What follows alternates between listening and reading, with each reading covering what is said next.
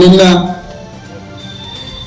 లేక మొన్న ఏదైతే బడ్జెట్ రాష్ట్ర సర్వతోముఖాభివృద్ధికి అత్యంత కీలకమైనటువంటి బడ్జెట్ ని మంత్రివర్యులు పయ్యావుల కేశవ్ గారు, ముఖ్యమంత్రి గారు చంద్రబాబు నాయుడు గారి నాయకత్వంలో కూటమి ప్రభుత్వం బడ్జెట్ ప్రవేశపెట్టినటువంటి తీరు చూస్తేనే మీకు అర్థమవుతుంది ఈ రాష్ట్రానికి అన్ని వర్గాలకు సంబంధించి ఈరోజు ఒక గొప్ప విజన్ డాక్యుమెంట్ లాగా, ఒక బ్లూ ప్రింట్ లాగా ఈ యొక్క బడ్జెట్ ని ప్రవేశపెట్టడం జరిగిందని చెప్పడానికి ఎక్కడ అతిశయోక్తికరమైనటువంటి విషయం. ఈరోజు మీరు బడ్జెట్ ఉన్నప్పుడు ఇదేదో ఒక లెక్కల గారడిగా కాకుండా బడ్జెట్ ప్రవేశపెట్టంగానే క్షేత్రస్థాయిలో ఉండేటువంటి రాష్ట్రంలో 175 నియోజకవర్గాలకు సంక్షేమం అభివృద్ధిని కూడా రెండు కళ్ళగా తీసుకుపోతూ అన్ని వర్గాలకు, ఈరోజు బడుగు బలహీన వర్గాలకు, బీసీలు, ఎస్సీలు, ఎస్టీలు, మైనారిటీలు, అగ్రకులాలు, ఓబీసీలు, అందరికీ సంబంధించి మైనారిటీలు, ప్రతి ఒక్కరికి కూడా ఈ యొక్క ఫలాలు అందే విధంగా కూటమి ప్రభుత్వం యొక్క ఆలోచనలు, అదే రకంగా మేము చెప్పినటువంటి హామీలతో పాటు గత బడ్జెట్ కంటే మెరుగ్గా 3,32,000 కోట్ల రూపాయలతో ఈ బడ్జెట్ ప్రవేశపెట్టడం చాలా సంతోషదాయకం. తల్లికి వందనం ఇచ్చామా? ఎంతమంది ఉంటే అంతమంది. అప్పుడు ఏం చెప్పి ట్రోల్ చేసి నీకు నీకు నీకు నీకు నీకు అని చెప్పి ఇప్పుడు నీకు నీకు నీకు నీకు అందరికి పన్నాయి లేదా? నెంబర్ 2. నెంబర్ 3 ఏంటి? దీపం పథకం కింద గ్యాస్ సిలిండర్లు ఇచ్చామా లేదా? 3. 4వది శ్రీశక్తి. ఈ రోజు ప్రతి ఒక్క మహిళ ఉచిత బస్సు రాష్ట్రం మొత్తం ఫ్రీగా బ్రహ్మాండంగా మేము జిల్లా నుంచి చెప్పాము, రాష్ట్రానికి ఇచ్చామా లేదా? ఇచ్చారా? 5వది అన్నదాత సుఖీభవ.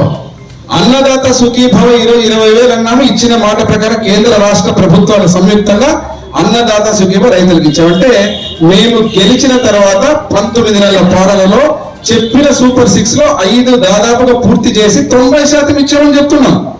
మీరు చెప్తే ఆడబిడ్డ నిధి కూడా ఖచ్చితంగా ఇస్తాం. నిరుద్యోగ ప్రతి నిన్నటి వరకు ఏమన్నారు? లోకేష్ బాబు ఫీజు రియంబర్స్మెంట్ ఏదో, ఫీజు రియంబర్స్మెంట్ ఏదో, ఫీజు రియంబర్స్మెంట్ ఏదో సంఖ్యలు గుర్తుకున్నారు. నిన్న 1,200 కోట్లు ఇచ్చారు లోకేష్ బాబు. సపోర్ట్ కొట్టాలంటే దానికి.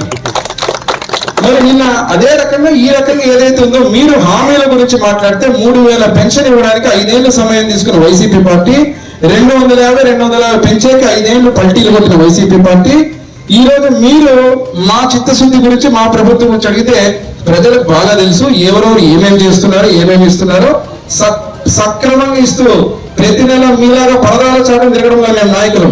ముఖ్యమంత్రిగా ఆ రోజు మీరు పరదాల చాటును హెలికాప్టర్ దిగలేదండి. హెలికాప్టర్ దిగి జగన్మోహన్ రెడ్డి ప్రయాణం చేసిందే లేదు. పాదయాత్ర చేసిన తర్వాత మళ్ళా రేపు ఏం చెప్తున్నాడు? రేపల్లా పాదయాత్ర చేస్తాడంట. ఏం చెప్తాడు? ఇదే చెప్తాడా? రేపు పాదయాత్రలో దమ్ముంటే జగన్మోహన్ రెడ్డిని ల్యాండ్ టైటిల్ యాక్ట్ తీసుకొస్తానని చెప్పండి. మళ్ళీ ఇదే రకంగా మీరు రెవెన్యూకు పాస్బుక్లకు నా ఫోటోలు వేసుకుంటానని చెప్పానండి. ఇదే రకంగా రాయలసీమ ప్రాజెక్టుని, ఈ ప్రాజెక్టులన్నీ బంద్ చేస్తాను, రాయలసీమ ఇరిగేషన్ ఇస్తాను, ఒక చుక్క నీళ్లు రానని కర్నూలుకు, అనంతపురం చెప్పాలండి. లేకపోతే ఇదే 3,000 పెన్షన్ ఇస్తానని చెప్పాలంటే 5 ఏళ్ళకి 250 పెంచుతా. ఏం బటన్ నొక్కినావు? ఎవరికి చేరింది? క్షేత్రస్థాయిలో నువ్వు నొక్కిన బటన్ నిజంగా ప్రజలకు చేరింటే నిన్ను ప్రజలందరూ దూరం పెడతారు. ఈ రోజు ఒక సంక్షేమ పథకం అన్ని దశల వారీగా చేస్తున్నాం, ప్రతి ఒక్కటి చేస్తున్నాం. P4 మోడల్ కింద దాన్ని కూడా ఈరోజు ఆడబిడ్డ నిధి దగ్గర నుంచి చెప్పిన ప్రతి హామీ నెరవేరుస్తాం. పొందవద్దు. ఈ యొక్క 90% చెప్పిన హామీలన్నీ తూచా తప్పకుండా నేను మిమ్మల్ని అడిగిన ప్రతి హామీ అన్నా క్యాంటీన్ జరిగిందా లేదా? ప్రతి హామీ జరిగింది. ఏదైతే జరగలేదు అని చెప్పి మీరు మాట్లాడుతూ జరుగుతుంది. నిన్నటివరకు ఏమన్నాడు? ఫీజు రియంబర్స్మెంట్ పడలేదు అనేది ఇప్పుడు పడిందా లేదా? నేనే చెప్పాలా? పత్రికా సోదరులు 1,200 కోట్లు ఇచ్చాను. సో ఈ వ్యవస్థలన్నీ నష్టం చేసి నాశనం చేసిన దాన్ని అన్ని ప్రతికూలు చేసుకుంటూ వెళ్తున్నాం. ఈ రోజు పాపం వాళ్ళ ఉనికి కోసం ఏం చేయాలో అర్థం కాక ఎక్కడో చోటు ఏదో ఒక చిన్న దొరికితే దాన్ని పట్టుకొని ఊగిసలాడుతున్నారు తప్ప రాష్ట్రానికి, రాష్ట్ర ప్రభుత్వానికి మేలు చేసేటువంటి ప్రజలు ఎవరైతే ఉన్నారో వారి ఆకాంక్షలు తగ్గట్టు, వారి ఆలోచనలు తగ్గట్టు మేము పరిపాలన చేస్తాం తప్ప వైసీపీ అజెండా నడపడానికి మేము ఇక్కడ సిద్ధంగా లేము. ఏదైతే చెప్పామో వాటన్నిటిని కూడా బడ్జెట్ లో పెట్టి కేటాయించి కార్యక్రమాలన్నీ దాదాపు 90% గతంలో చేసినవి, ఇంకా మిగిలిన ఏదన్నా 1%, 10% మిగిలిన కూడా ఈ బడ్జెట్ లో ఈ యొక్క సర్వతోముఖాభివృద్ధికి, సంక్షేమానికి, అభివృద్ధికి పెద్ద పీట వేసే విధంగా ఉందని చెప్పి ధన్యవాదాలు తెలియజేస్తూ రేపు మళ్ళీ శాసనసభలో ఇక్కడ ఉన్నటువంటి బడ్జెట్ ప్రసంగాలే కావచ్చు, బడ్జెట్ మీట మన ఎమ్మెగనూరు నియోజకవర్గానికి ఏ రకంగా ఈ యొక్క బడ్జెట్ లో ఉన్న అంశాలన్నీ మన ప్రాంతానికి మన నియోజకవర్గానికి ఉపయోగపడే విధంగా ఏ రకంగా దీన్ని వినియోగించుకోవడం ముఖ్యమంత్రి వర్యులు చంద్రబాబు నాయుడు గారు, మా యువనేత నారా లోకేష్ బాబు గారి ఆశీస్సులతో, డిప్యూటీ సీఎం పవన్ కళ్యాణ్ గారి ఆశీస్సులతో ఈ యొక్క కార్యక్రమాలన్నీ ఏ రకంగా ముందుకు తీసుకెళ్లాలో మళ్ళా ఈ రోజు మధ్యాహ్నమే నేను మళ్ళా అమరావతికి పోతున్నాను సభకు.